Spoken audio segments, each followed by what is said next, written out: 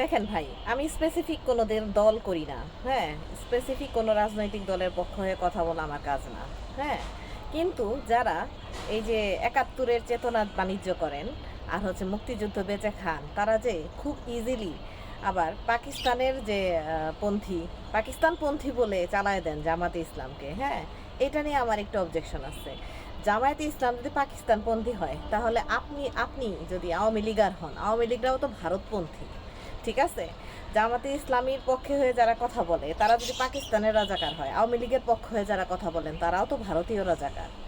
এতটুকু বোঝার জন্য তো রকেট বিজ্ঞানী হওয়ার প্রয়োজন পড়ে না, তাই না? তার চাইতে বড় কথা, অনেকে আবার ভাবে জামাতে ইসলামকে সাপোর্ট করলে তার পোশাকের স্বাধীনতা নষ্ট হয়ে যাবে। নারীবাদীরা এই সমস্ত ক্লেম করে এসে, ঠিক আছে, নারীদের কর্মসংস্থান হবে না, নারীদেরকে কাপড় চোপড় ভালো করতে দিবে না। আরে ভাই, আপনারা কাপড়ের স্বাধীনতা আর কত বেশি চান? বিকিনি পরে তো আর বাংলাদেশের রাস্তায় আপনি হাঁটাহাঁটি করতে পারবেন না, তাই না? সেই স্বাধীনতা তো আওয়ামী লীগ আপনাকে দেয় নাই। তাছাড়া বস্ত্র স্বাধীনতা একটা জাস্ট একটা ইস্যু, একটা প্রোপাগান্ডা, ঠিক আছে?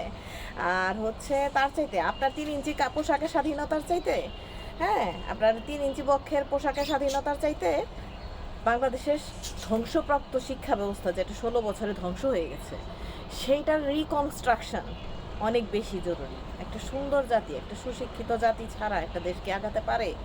সেই জন্য আমি অনেক সময় চিন্তা করি যে আমি জামাতে ইসলামকে ভোট দিব।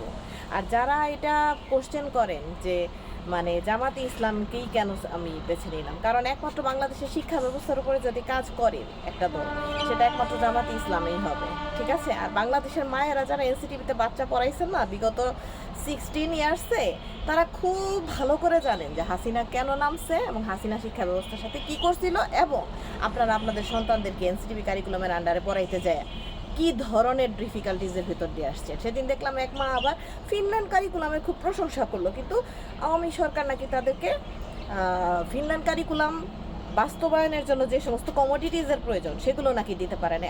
আরে আমার মনটাই চাইছিল আজকে মানে মুখটার খারাপ করলাম না, কিন্তু ওনাকে কে বলছে ফিনল্যান্ড কারিকুলাম আমাদের দেশের জন্য প্রযোজ্য একটা কারিকুলাম, একটা বাস্তব কারিকুলাম? আমাদের দেশের জনগণের সংখ্যা আমাদের দেশে হচ্ছে মানে মানে যত সংখ্যক জনগণ আছে তাতেই বাংলাদেশের ছেলেমেয়েরা পড়াশোনার পর গ্র্যাজুয়েশনের পর জব পায় না। আর ফিনল্যান্ডে তো বিদেশ থেকে মানে জনশক্তি আমদানি করে নিয়ে যেতে হয়।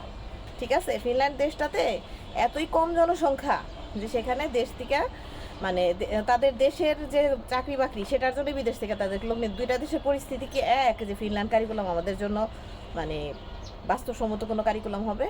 কি বলেন আপনারা? এগুলো ভালো করে ভেবে চিন্তে ভোটাধিকার প্রয়োগ করেন, কারণ এটার উপরে নেক্সট